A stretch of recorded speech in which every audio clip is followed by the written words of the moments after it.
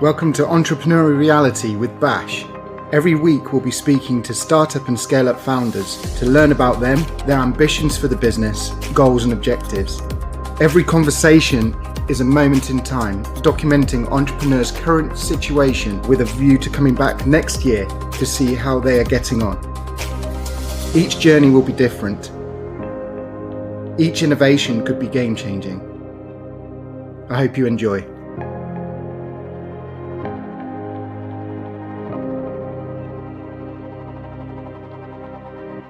So, episode 3 of series 1. I've got very pleased to have James Ward, Managing Director and Founder of ClientShare, with me today. If you could just introduce yourself and provide me with a little bit of background. Yeah, sure. Hi, thanks, Ben. My name's James. So I founded ClientShare back in 2016. ClientShare's got a very simple purpose. It's to improve the relationship between buyers and suppliers in the world of enterprise account management. So that's the background. Our business has been in operation. We launched in 2016, and it's been a heck of a roller coaster since then. So the point of the discussions, the conversations we have, is to understand about you, about your background, around the history. So I understand you worked at Xerox for a long period of time, very successful in a corporate position. What was the reasons why you decided to move out, take the risk, and create your own business?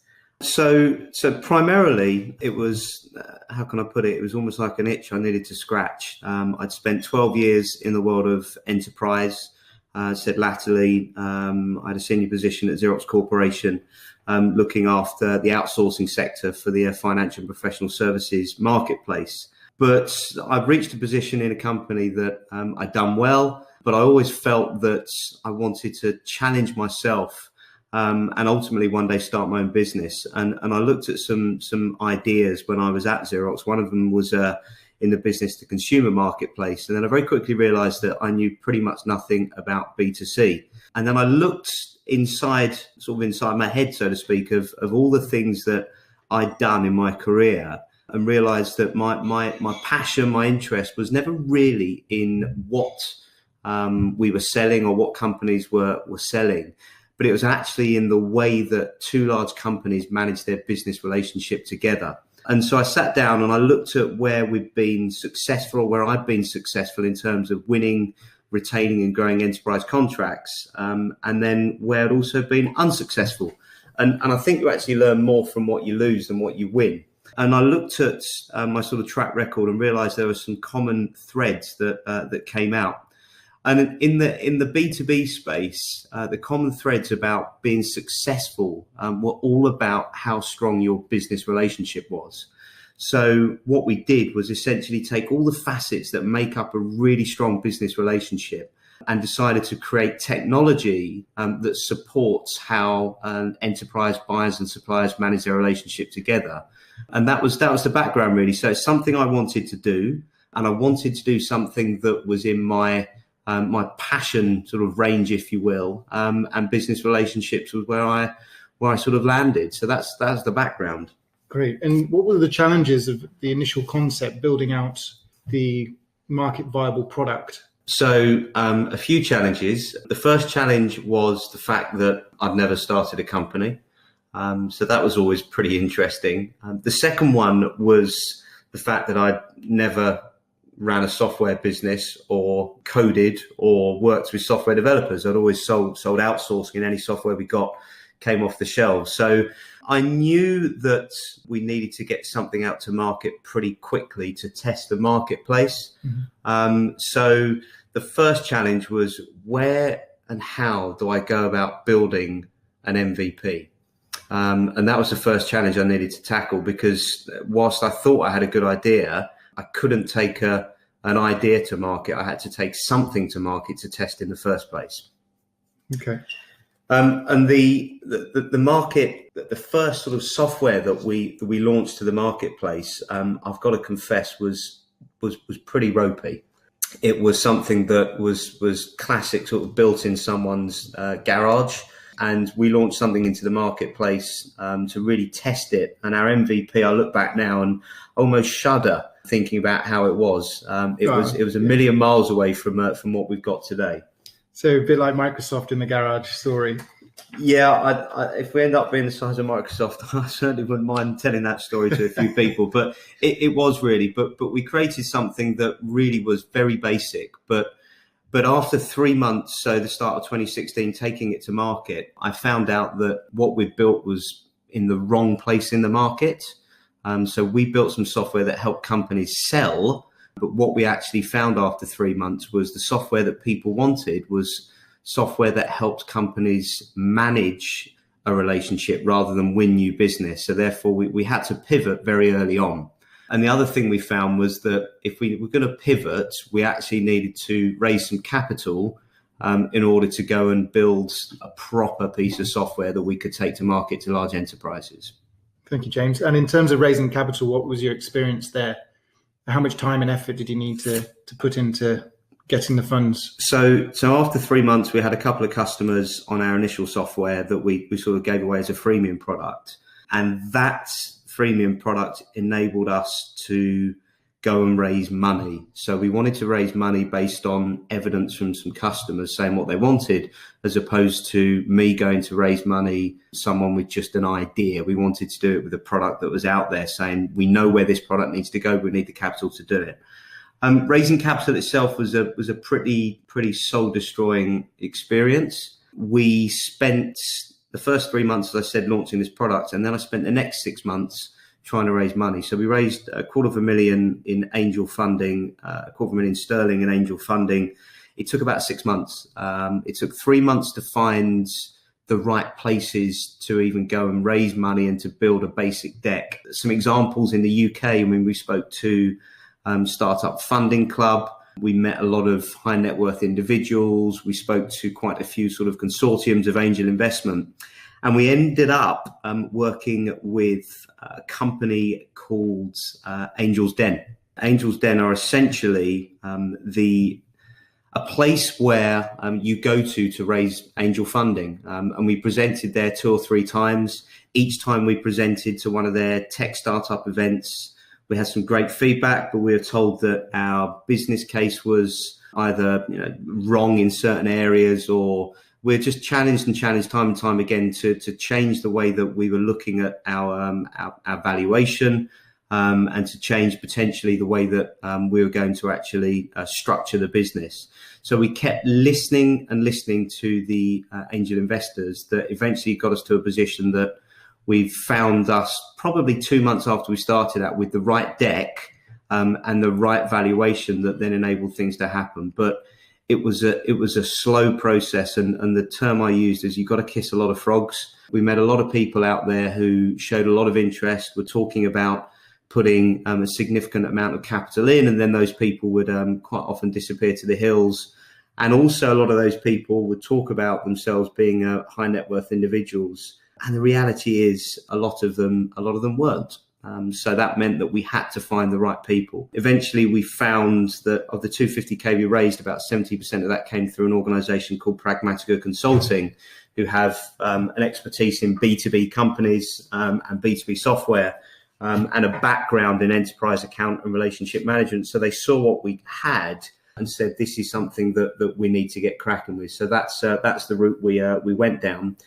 But I don't think you can avoid that. And you have to listen to what potential investors say, as opposed to, I mean, these guys invest regularly, so you should be listening to what they say and what they guide and advise you with, rather than sometimes I think a lot of people plow ahead with their own views and don't listen to investors, when investors are the ones that ultimately have got the capital you need. And just full disclosure for the listeners, I personally made an investment. Thank you. And please take that into consideration when learning about client share. And I'm on a journey too. I'm learning with you on about the experiences these entrepreneurs and founders are going through today, and how they progress across the year. So that's the whole principle. And hopefully, James, you'll come back next year as well. So talking about the platform, you saw a challenge in the marketplace. What were the specific problems that businesses that you see face in the B2B world engaging with customers? You mentioned a place to collaborate. Yeah, so the way I best describe this is if you think about everyone think about your own consumer experience and think about all the technology that you've got at your fingertips that you turn to on a regular basis, whether that be WhatsApp, whether that be Twitter, Facebook, LinkedIn, whatever it might be. There's technology, Dropbox, WeTransfer, there's technologies out there that you just use to make sharing of information easier and better, and the way you collaborate or communicate with people easier and better. And in the world of enterprise, it just doesn't really exist. All the best technology used to come from enterprise to consumer. All the best technology now goes from consumer up into the enterprise space. So our principle is very simple. Think about the way that people collaborate and communicate in a consumer environment, and can we take some of the best bits of that and create a private channel or a private network where two companies, the key people in two companies for a business relationship, can come together.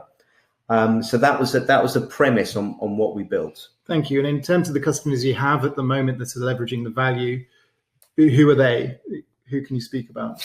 So we basically work with any company. We've got enterprise customers, we've also got medium and small customers, but any company that has got a large business relationship that they feel that should be managed in a better, smarter, stronger way, they're the types of companies we work with.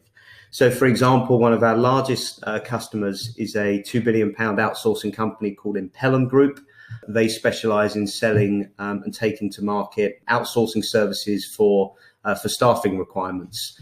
So typical competitors of theirs that you may also have heard of are the companies such as Adecco, Randstad, Manpower and the like. And Impellum have got a number of brands in their business where they look after their relationship with some of the world's biggest companies, some of the world's largest pharmaceuticals, professional services companies, consulting companies and the like. And they deliver services to all these organizations. And they found that the challenge they had was how can they build deep, wide and meaningful relationships with their clients? So when those key things happen, those moments that matter happen between them and their customer, there's evidence, there's a real live community between both parties.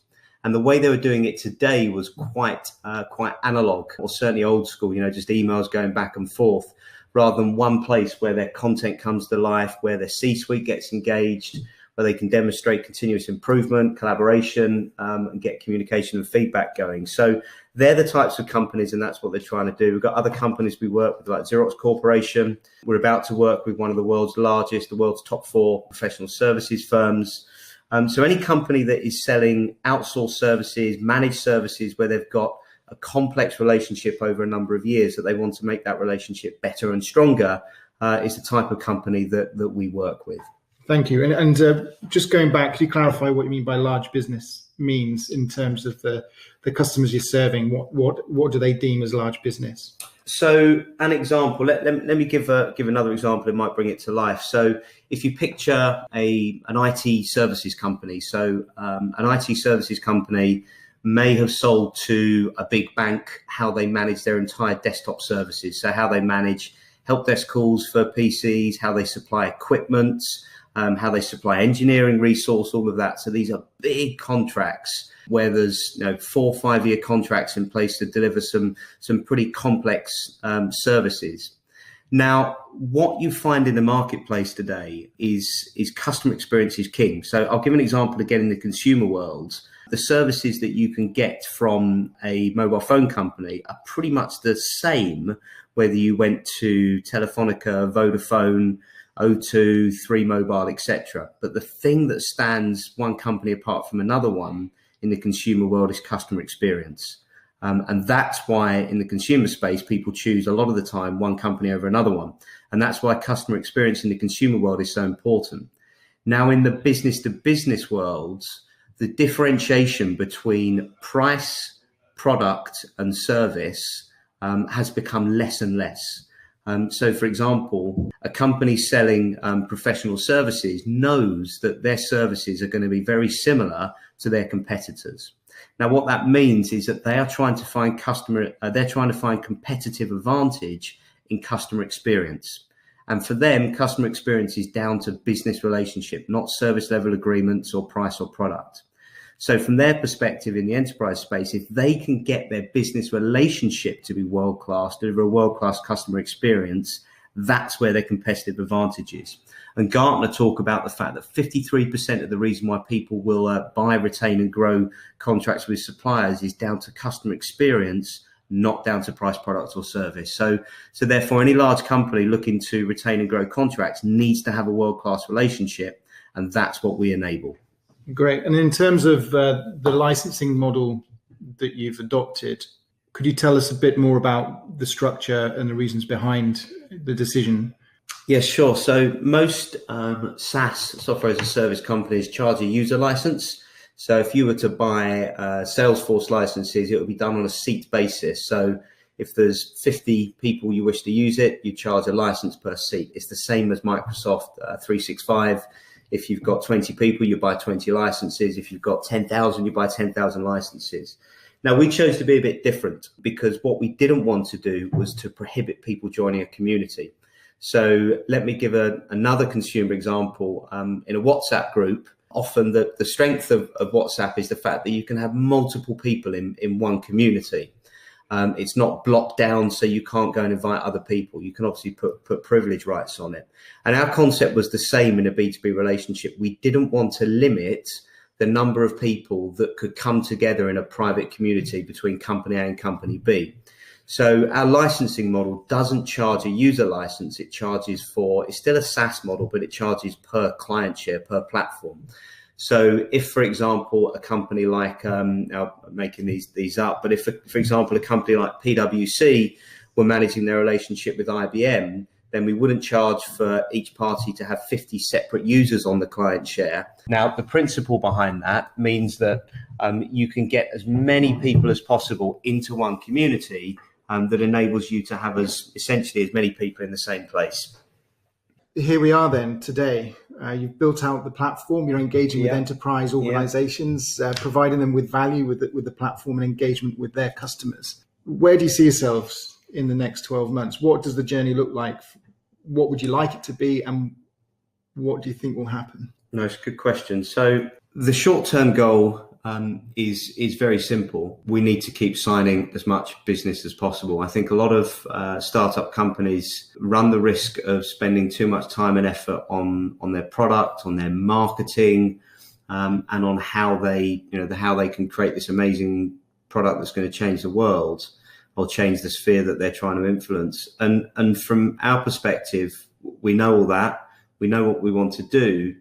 But first and foremost, we need customers, we need revenue, and we need to grow our business, because we don't want to be continually raising capital to keep ourselves above water.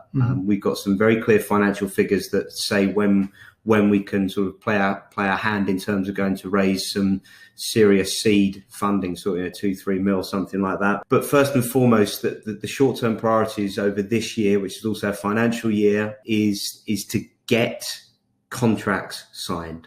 And I think a lot of people forget that when you're in this startup environment, unless you're doing something which is unbelievably focused on research and development, farms, R&D work, or something that's going to create some amazing technology. We're a SaaS platform. We will live or die by the contracts we sign and the success that our contracts bring to both suppliers and buyers using our software. That means that right now, my focus, my goals are all based on customer success of contracts we've won and signings of new business and growing new business. So that's the short-term goal. What we are then looking at is how we then build out our technology. That's really important to us. And our technology vision is to take client share from being something which users and customers love using to something that has got an AI wrap around it that starts to enable predictive analytics based on the strength of a business relationship. So today, if I was the CEO of an enterprise company, and if someone said to me, tell me about how strong your top 100 clients are, the chances are I could sit down with my first line and tell you the P&L performance of every one of those 100 accounts. I could tell you everything that's in my internal CRM about what contact salespeople have or haven't put in, and what prospects we've got in those clients. Now, that information is really good, and the CRM market has grown beyond all belief, and so has the service reporting market grown beyond all belief. But what I couldn't do today is tell you about how strong the business relationship is in each client. And if we all agree, then the marketplace evidence, Gartner and Quocirk and other people will tell you that relationship is more important than SLA's price or service. If that's the most important thing, then it's incredulous that large companies cannot report on the strength of a business relationship. So we are developing and creating dashboards that would enable that CEO to sit and look across his or her key accounts and see across every single account a RAG status as to where they've got green accounts, where the relationship is buzzing, where they've got amber accounts where it's okay, and where they've got red accounts, so accounts where they need to fix the relationship. So they can then sit and look at their dashboard and go, right, I've got 10 accounts that are coming up for renewal next year that are worth $50 million or £50 million to us, and our relationship is bad, and we need to do something about it. So today we are basing all of that around the analytics that ClientShare creates to do with engagement across each individual client share. And that is already resonating and making a big difference with businesses. But tomorrow we want to be in a position that our AI engine that we're still trying to work on the name, we're thinking of ClientShare Horizon, but essentially our AI engine will enable predictive analytics to come out and make recommendations based on machine learning in terms of what's happening in each of the client shares. So, for example, it would flag to the CEO that they have 4 accounts at risk. The chances of them retaining those accounts have just dropped by X% based on the engagement that's happening in that client. And then compare and contrast what's happening across the rest of his or her business that will enable them to actually do something about it. Most of the time, large companies react too late to when a business relationship has gone wrong. And if they react too late to when a business relationship has gone wrong, one or two things happen. The first thing that happens is in order to retain that contract, they will give away margin unnecessarily. The second thing that can happen is they will lose that contract.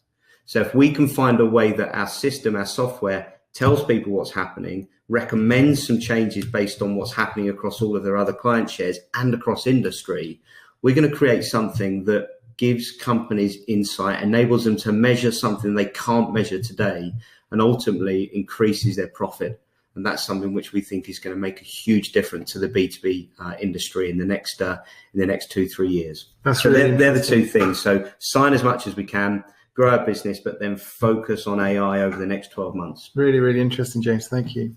So part of the conversation is learning, it's education, it's sharing your experiences.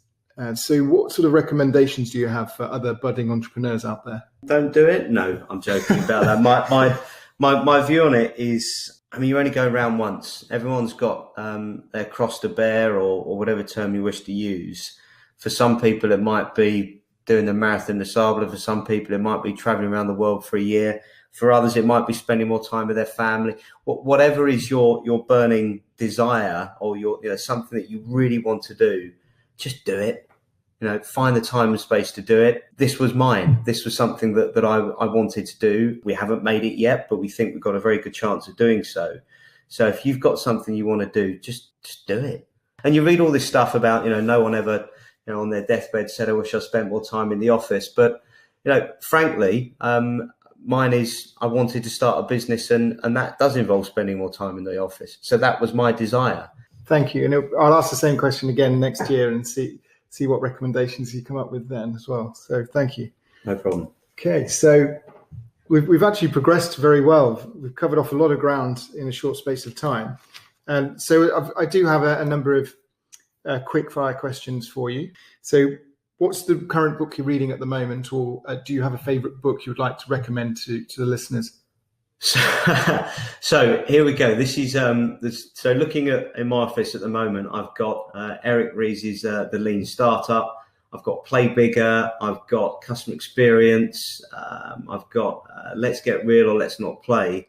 But here's the thing, from my perspective, I make a point of reading before I go to bed and reading first thing in the morning with my cup of English tea at sort of 5:45 in the morning, and it's not a business book. I'm actually reading a crime novel at the moment, and it doesn't mean that I don't read a lot of these startup books. But right now, quite enjoying taking 10 minutes out or 15 minutes out in the morning, evening, not to do something work related, because I want to get a good night's sleep. It sounds a bit cheesy, this, but compartmentalize what I'm doing, because if I ask my 5-year-old and if I ask my 2.5-year-old what client share means to them, it's probably not going to quite mean the same to them as it is to me. So I think that this is me. It doesn't have to be you if you're listening to this, but for me, I like to try and sort of split these things off. In the world of entrepreneurialism, what entrepreneurial business owner you admire the most or following at the moment? Whilst it's great to see all this stuff about unicorns and these amazing companies that have changed the way the world works, there's very few of those. So I'm not salivating at an Elon Musk or a Zuckerberg or things like that. I'm really not, because that's not what we're trying to build. We're trying to build an awesome SaaS platform in a pretty niche market, because the enterprise B2B market isn't as big as the consumer market. So I look at people I know who've started a company, and it could be doing anything. And I listen to them and I understand their stories. I spend more time talking to people who've done it, who I can eyeball, than I do following these sort of superstars. If there's one person who I spend quite a bit of time looking at some of their podcasts and the like, it's the Gary V stuff. I just think it's to the point. It's pretty blunt. And the one thing that I really like about what he says is, like most people you hear talk about, rush, get on with it. He talks quite openly about doing stuff at the right time, not trying to boil the ocean, as opposed to people who think that they're going to wake up tomorrow morning and create the next amazing thing. So keep grounded, have a sense of reality. And anyone who started a business, regardless of what it is, will tell you you've got 3 years before you even can consider the fact that you're a successful going concern. Tip of the iceberg stuff is all people see. Thank you, James. And so what's your favourite sport, and do you play? I am sports mad. I play hockey. Anyone who's not in the UK, that's field hockey. I've played it for years and years. I've got various bits of my body that have been smashed to pieces playing it. So that's my team game. I love, my passion. I ski, I play squash, I cycle, I run, and I play cricket. So if I could go and watch any sport, I would go and watch a test match cricket. If I could play any sport, I'd be playing a hockey match. Great, thank you. And so the final one, and I'll repeat this every year, is what would you do differently knowing what you know now? It's a difficult one to answer that, because there's no such thing as if. Mm-hmm. You've done what you've done. If I had to say one thing that I would do differently, it would be to have found a different and right company to build our MVP with. So I did literally spend some money and give away some equity to a really good guy who built it in his literally in his shed, but I gave away a bit too much. And if I did it differently, I would have found a software company who specialize in helping getting startups off the ground. I'm a non-tech founder, and I founded the business myself. So there's a company we work with called Ucreate, who are absolutely awesome, based in London, ucreate.it. I can't recommend them highly enough. They're world-class in what they do. But I would have searched the marketplace to find a company that specializes in helping SaaS and startup software companies get off the ground, rather than giving something away to an individual, because I didn't really know where to look. So that's the one thing I'd have done differently. Thank you, James. Well, let's come to the end of the podcast. Thank you so much for your time. Thank you. And hopefully you have the time to come back 12 months, regale on your experiences for the past 12 months, and then give me a view and give us, the listeners, a view of where you're going to be the following 12 months. Brilliant. Thank you, Ben. Thank you, James. Your time. So what do you think? We'll have another interesting story to dive into next week. Looking forward to it already. Some questions to you in the meantime. What is your story? What is your reality right now? And what are you working towards? Let me know. So you can connect with me on Twitter. Just type in Bash in the search and you'll find me. So Bash, B-A-S-H. Easy. On Instagram, it's Bash Reality. So that's Bash_reality. And on LinkedIn, Benjamin Ashmore. Make sure you subscribe, and until next week, cheers.